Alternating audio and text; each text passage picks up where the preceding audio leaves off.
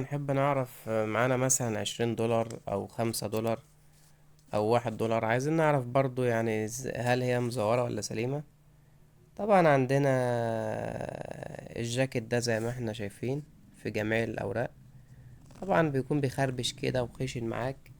ديت بتعرفها بسهولة كده. طبعا مع ملمس الورقة زي ما احنا بنقول بيكون خشن. مع طبعا شكل الختم بالشكل ده طبعا بيكون باللمعة ديت كده وواضح.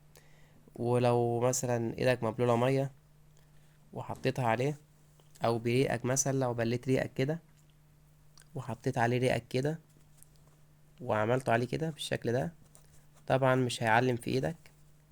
انما لو مزور هتلاقيه عمل في ايدك لون. انما ده طبعا ما بتأثرش بالمية ولا بريقك، يعني مش هتأثر. دي كده علامات بتبين لك اذا كان الورقة دي سليمة ولا مش سليمة. نفس الموضوع في ال5 دولار برضو باللي ريقك وتروح جاي معلم هنا على الختم هنا كده. هتلاقيه ما بيتأثرش ولا بإيدك بنفس يعني اللون ما بيتعلمش على إيدك، والختم ما بيتأثرش بالمية.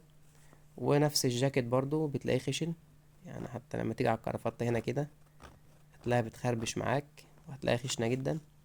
يعني الورقة طبعا من ملمسها بيكون قوي. لو عجبك الفيديو ما تنسناش بلايك والاشتراك في القناة، والسلام عليكم ورحمة الله وبركاته.